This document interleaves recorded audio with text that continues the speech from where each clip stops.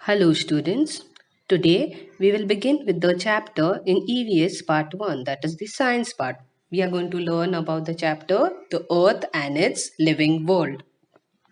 Now on the surface of the earth we find land in some places and water in others. Now you all might be knowing that nearly two-thirds of the earth is covered with water, and our planet is also called as the blue planet. There's another name for our planet, that is a blue planet. We'll move to the next slide. Let's recall. Now, the first question is, where do we get water from? Now, what are the different types of sources of water? What are they? They are sea, well, pond, and borewell. These are all different types of sources of water from where we get water and where the water is stored. We'll move to the next slide. Where do we lay the foundation of buildings? And what do you mean by the word foundation? Foundation means the down portion, the base of the building. If there is no base, the building won't stand, right? So where do we lay the foundation of the building? What do you need first? An open space. If there is no space, you cannot construct a building. So the first picture is of an open space, and the second picture is where the building is getting constructed. We'll move to the next slide. What need do we meet through breathing? What is the important thing we need for breathing? That is oxygen. Without oxygen, we cannot breathe. We'll move to the next slide. From where does the earth get light and heat? Now, our planet earth gets light and heat from where? What is the main source? The main source is the sun. We'll move to the next slide. On the surface of the earth, we find land in some places and water in others. The earth is surrounded by the atmosphere. There are living things on land, in water, and in the air. The sun is the cause of many natural processes on the earth. Now you can see there is a picture. There is a picture. First picture is of the air. Now in the air, what do we find? Which living things? That is birds, different kinds of birds. So air is also called is known as the atmosphere. That is the one sphere that is called atmosphere. The second one is land, where there are numerous kinds of animals living on the land. Not only animals but also plants. So land is called which kind of sphere? That is called lithosphere. Next is water. Now, in water, what do we find? We find different kinds of fishes or other different organisms in water. So, that is called as the hydrosphere. Which type of sphere that is? That is the hydrosphere. We'll move to the next slide. Air, water, and land constitute the main components of the earth, namely the atmosphere, hydrosphere, and lithosphere. As you can see in the picture, there is a picture of a planet Earth and air. Okay, first one is air. Now, when I told you there are three components, so the air is known as the atmosphere, water is called as the hydrosphere, and land is called as the lithosphere. We'll move to the next slide. The Earth's crust. The Earth's crust is hard. It is mainly made up of rock. Now, what do you mean by the word crust? The word crust means the outer covering. Outer covering is where the blue portion, you see in the picture, the blue portion, that is the outer covering. So the earth's crust means the outer part of the earth on where we live on. That is called the crust. So that mainly is made up of rock. It is not soft, no? Earth's crust is soft. No, it's not soft. So it is mainly made up of rock. Now if it is made up of rock, it will be very hard. We'll move to the next slide. When we travel in hilly regions, we see layers of soil and rock along road cuts. We see grassy expanses of land in some places and only sand in the others. The land is covered with crops in some places and with forest in others. Now, when we travel to different hilly regions, what we see different types of layers of soil and rocks along road cuts. We see very big rocks, right? When we are traveling to an hilly region or we are going somewhere out, we see different kinds of rocks along the road cuts. Means when we are crossing, when we are going towards the road, we can see that rocks. We see grassy expanses of land. Grassy expanses of land means, can you see in the picture, there are, the whole land is covered with grass. That is called grassy expanses. Expanses means large area of land is covered with grass, and in some places only sand. There is only sand. That means the desert areas where there is only sand over there. There you will not find any kind of trees. The land is covered with crops in some places. Now, in some places, there when you pass by the road, you see in some places there are only crops grown on both the sides of the road, and in some places you will only find forest. Forest means all tall trees you will find. Okay. We'll move to the next slide. Sometimes we get to see the deeper layers of soil into which tree roots are spread. At others, we see rocks split apart by the tree roots. Now, sometimes we see the deeper layer of the soil. Now, when the tree is very huge, their roots also will be very deep into the ground. Their roots go very deep into the ground. Now, they go deep into the ground. They go so much deep that if there is a rock beside side of that, they even split that rock. Split means they make two pieces of that rock. If there is a rock or there is a stone, they make their own way and go through down. We'll move to the next slide. There are gentle mountain slopes as well as sheer cliffs of rock. All these land features are a part of the Earth's lithosphere. Now, anything what you find on the land that are hills, plateaus, grasslands, mountains, they are all part of the lithosphere. Much of the Earth's surface is occupied by water. As I told you before, much of the Earth's surface is covered by water. That is, two-thirds is covered with water. The lithosphere extends under this water too. Now, if there is water on top. Now you can see in the second picture there is water. That means there is land also now underneath the water. So the lithosphere spreads over the land too. And move to the next slide. About a third of the surface of the earth consists of land. A vast continuous stretch of land is called a continent. The earth or the land on earth is divided into 7 continents. They are Asia, Europe, Africa, North America, South America, Antarctica, and Australia. Asia is the largest continent and Australia is the smallest. Now, in the picture below, we can see that the earth is covered with land and water, right? What do you mean by continent? If you look in the picture, you see each part of the land that is given in different colors. You can see in the picture, they are of different colors.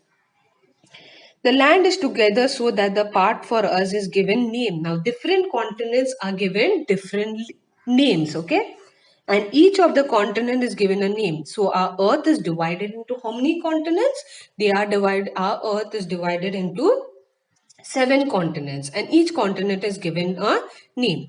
Each of these continents have given name. For example, Asia, Africa, Europe, Australia, Antarctica, North America, and South America. Now these are all our 7 continents. Now from this, Asia is the largest continent on where we live on. We live in the Asian continent, right? So Asia is the largest continent and the smallest is the Australian continent. Okay. We'll move to the next slide.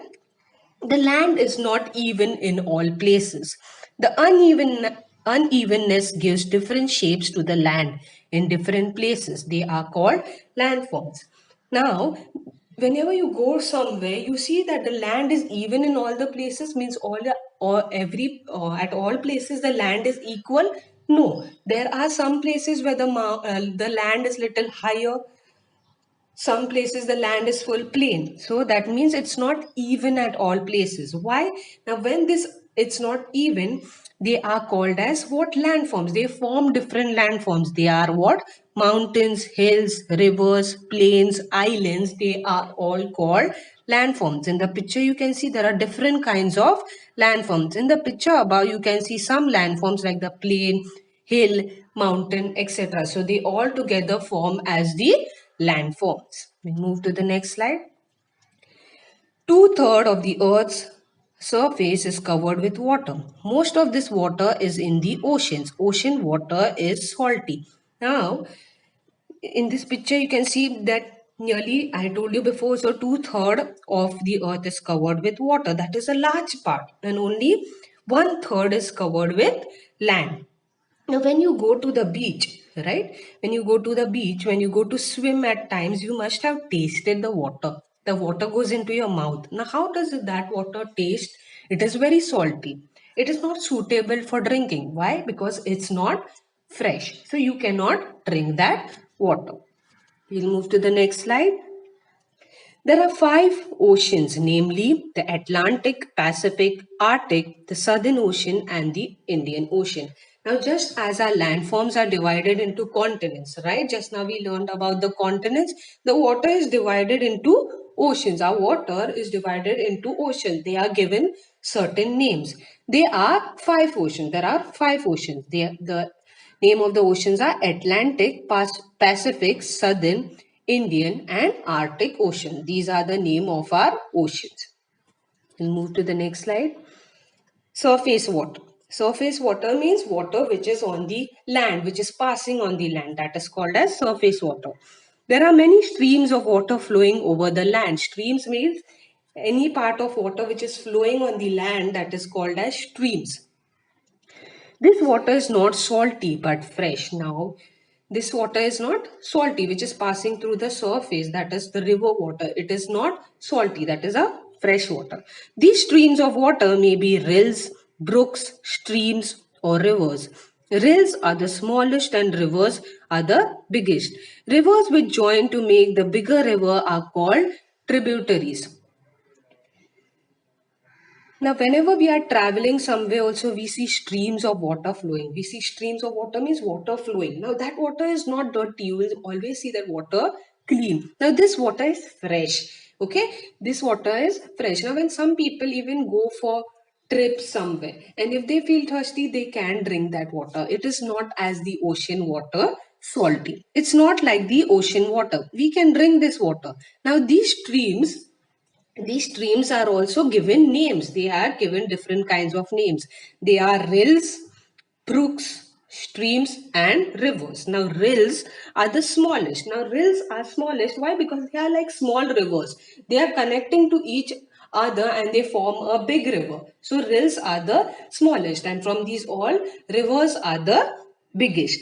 Now, rivers will join to make a bigger river. As I told you, one river join another river, other river join another river. That is called as a tributary.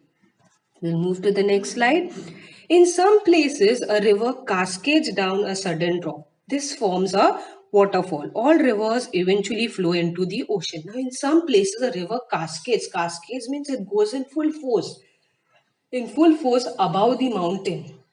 Okay, so now if the water goes above the mountain, it will look also very scary. Okay, it cascades means it moves very higher than the mountain. It moves very fast. The water moves very fast down, and that is called as what? The waterfall.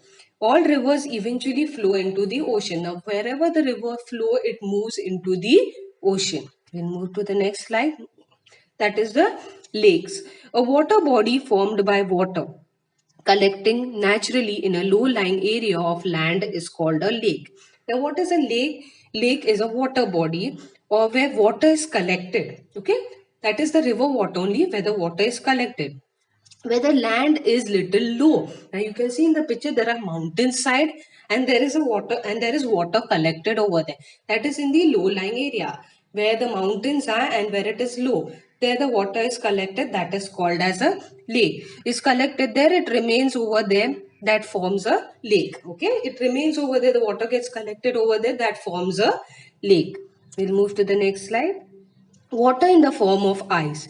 Water particles in the clouds freeze and in cold regions they come down in the form of snow. When layers of snow pile up on the ground, they form ice. When such layers of ice pile up in a low-lying area, they become enormous in size. These huge mass slips down in a slope at a very slow speed. This is called as a glacier. Now we also see water in the form of, ice. How ice is formed is water particles in the cloud. Okay, how ice is formed? Water particles in the cloud freeze and in cold region. Okay, in cold region where it is very cold, it doesn't rain in the form of water. Now, at our place where we live, there it rains in the form of water, right? But in cold places, because of their temperature being very cold, it doesn't rain in the form of water. It rains in the form of snow, and it get collected on the ground, it forms ice. Okay, and that portion only, when it snows a lot, it forms into ice. And when that ice goes on collecting, they keep piling up. Piling up means it gets collected over one or another. That piles up like a mountain size, and this huge mass cannot hold. Okay, so now this huge mass goes on collected. As you can see in the second picture, the ice is got collected at places, and it forms like a mountain. So okay, that mountain is very enormous in size. Now that cannot hold, it cannot hold it together, so it slips down a low speed. This is called as what? Glacier. We'll move to the next slide. That is groundwater. Now, what are the examples of groundwater? Examples of groundwater are wells, bore wells, where the water is underneath. That is groundwater. Besides these water bodies on the Earth's surface, there is a lot of water stored in the underground layers of rock. It is called as groundwater. We reach it by the means of dug wells and bore wells. Many lakes and wells get water from underground spring. Now, when it rains a lot of water goes deep into the rock or soil. Now when you see, when it rains a lot also, that mud is very the mud is also wet. Okay, so that gets collected, it goes down and gets collected over there. So there it forms a lot of water stored there. A lot of water gets stored underground in the layer of the rocks or layer of the stone, and that is called as the groundwater. We'll move to the next slide. That is your homework. Your homework is you have to find the answers of these questions.